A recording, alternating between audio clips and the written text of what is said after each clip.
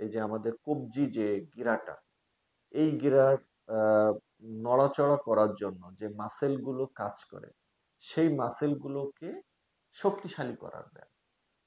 তো কেন এই মাংসপেশিগুলো দুর্বল হয়ে যেতে পারে? এক নম্বর হচ্ছে নার্ভের সমস্যার কারণে কিন্তু এই মাসেলগুলো দুর্বল হয়ে যেতে পারে।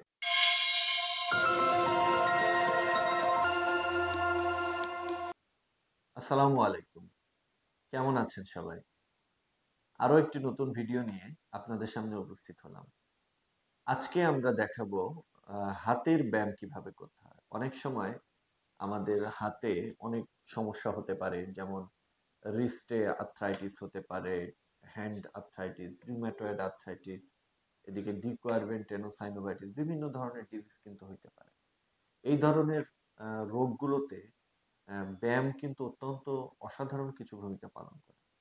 তো প্রথমেই আমরা আজকে যে ব্যায়ামটা নিয়ে আলোচনা করব, এটার নাম হচ্ছে আইসোমেট্রিক রিস্ট স্ট্রেংথেনিং এক্সারসাইজ। এটা মূলত এই যে আমাদের কবজি যে গিরাটা, এই গিরার আহ, নড়াচড়া করার জন্য যে মাসেলগুলো কাজ করে, সেই মাসেলগুলোকে শক্তিশালী করার ব্যায়াম। তো কেন এই মাংসপেশিগুলো দুর্বল হয়ে যেতে পারে? এক নম্বর হচ্ছে নার্ভের সমস্যার কারণে কিন্তু এই মাসেলগুলো দুর্বল হয়ে যেতে পারে। হ্যাঁ, আবার কিছু আর্থ্রাইটিস বা মাস্কুলোস্কেলেটাল কিছু কন্ডিশনেও কিন্তু এই মাসেলগুলো দুর্বল হয়ে যেতে পারে। তো এই মাসেলগুলো যখন দুর্বল হয়ে যায়, তখন সেটাকে শক্তিশালী করার জন্য আমরা যে ব্যায়ামটি ব্যবহার করি, এটার নাম হচ্ছে আইসোমেট্রিক রিস্ট স্ট্রেংথেনিং এক্সারসাইজ। তো চলুন দেরি না করে দেখে নেওয়া যাক কিভাবে আইসোমেট্রিক রিস্ট স্ট্রেংথেনিং এক্সারসাইজটি করতে হবে। প্রথমে আমরা হাতটি এভাবে সোজা করে রাখবো। রিস্টটা আমরা নিউট্রাল পজিশনে রাখবো, অর্থাৎ এটা কিন্তু খুব বেশি বাঁকাও হবে না, আবার উপরে উঠবে না, নিচে উঠবে না, স্বাভাবিকভাবে আমরা রাখবো। এরপরে আমরা আরেকটা হাত দিয়ে এটাকে বাধা প্রদান করব। এই যে সামনের দিকে এভাবে বাধা দিব, আর আমরা চেষ্টা করব রিস্টটাকে এইভাবে বাঁকানোর জন্য। এভাবে বাঁকানোর জন্য চেষ্টা করব, কিন্তু এই হাত দিয়ে এমন ভাবে বাধা দিব যাতে এটা বাঁকতে না পারে। অর্থাৎ এভাবে শক্তি প্রয়োগ করে আমরা ধরে রাখবো। 1 থেকে 10 পর্যন্ত মনে মনে গুনবো। 1, 2, 3, এভাবে 10 পর্যন্ত গুনবো। তাহলে এটা হচ্ছে আমাদের isometric wrist flexion strengthening exercise.